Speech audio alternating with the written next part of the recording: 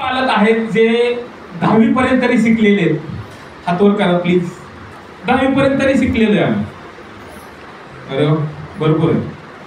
10वीच्या पुढं सगळे असे समजूया. ओके, आता 10वी पर्यंत शिकलेले आहे सर. 10वीला सायन्सचा पहिला धडा कुठला होता आठवतोय?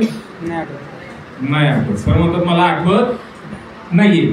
अभ्यास केला होता? केला. परीक्षा दिली? हो सर. पास पण झाले? ओके. वर्षभर दप्तर घेऊन फिरले तरी आठवत नाही. पण पाहिलेली गोष्ट 10वीला कुठल्या साली होते सर? काय साल वर्ष? साल तरी 96. 1996 ला ते 10वीला. आता 1975 साली एक पिक्चर आला होता शोले, माहिती सर? शोले पिक्चर माहिती? 1975 मध्ये आला होता शोले पिक्चर, माहिती? शोले पिक्चर माहिती. Very good. शोले पिक्चरची हिरोईन कोण होती? त्यांचे नाव काही माहित नाही सर. एवढं पिक्चर बरं सर. हा, हेमा मालिनी. ओके सर सांगते. हेमा मालिनी होते. तुम्ही पण 10वीला होते ना? Okay, very good. एक पिक्चर म्हणलं झालं. शोले पिक्चरची हिरोईन हेमा मालिनी. हेमा मालिनीचं पिक्चर मधलं नाव काय होतं सर? बसंती. बसंती एक टांगा चालवायची, माहिती? त्या टांग्याला झोपलेल्या घोडीचं नाव काय होतं?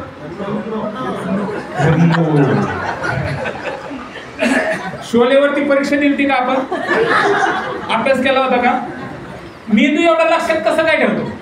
सायन्स म्हणतं पाहिलेली गोष्ट मेंदू खूप जास्त दिवस लक्षात ठेवू शकतो. आणि म्हणून मुलांना ऑडिओ व्हिडिओ मध्ये शिकवा.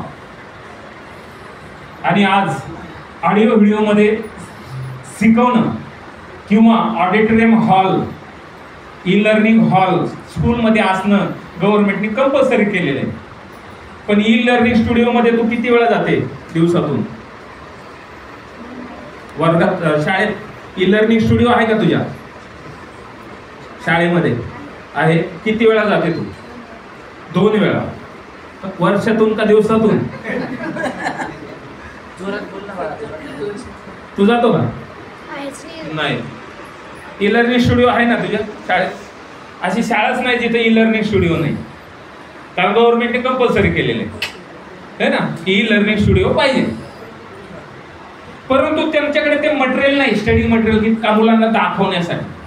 पण इज्युटेकने ऑडिओ व्हिज्युअलायझेशन मध्ये, मूव्ही मध्ये बनावं अशा पद्धतीने टीचर मुलांना शिकवतात. आणि टीचर जे बोलतात ते स्क्रीनवरती दिसतं. म्हणजे टीचर बोलले की हृदयाबद्दल आपण माहिती घेऊया, हृदय कसं चालतं, लगेच इथं स्क्रीनवरती धकधक चालवत हृदय चालताना दिसतं. लेप करोनरी, राईट करोनरी, अशुद्ध रक्त येते, ऑक्सिजन मिक्स होते, शुद्ध होऊन पूर्ण बॉडीला सप्लाय होतोय. म्हणजेच मुलांना इमॅजिनेशन करायची गरज आहे का? मुलांना इथंच इमॅजिनेशन करून दिलेलं आहे, लवकर समजतंय मुलांना. आणि अशा पद्धतीने, नाहीतर मी बऱ्याच मुलांना विचारतो की हृदय कसं दिसतं? कसं दिसतं बाळा हृदय? कसं दिसतं हृदय? हृदयाचा आकार कसा आहे बाळा? हृदय कसं दिसतं? इमॅजिनेशन. जर हे प्रत्येक गोष्ट असं इमॅजिनेशन करून दाखवली असती तर विमान कसं दिसतं? माहिती ना?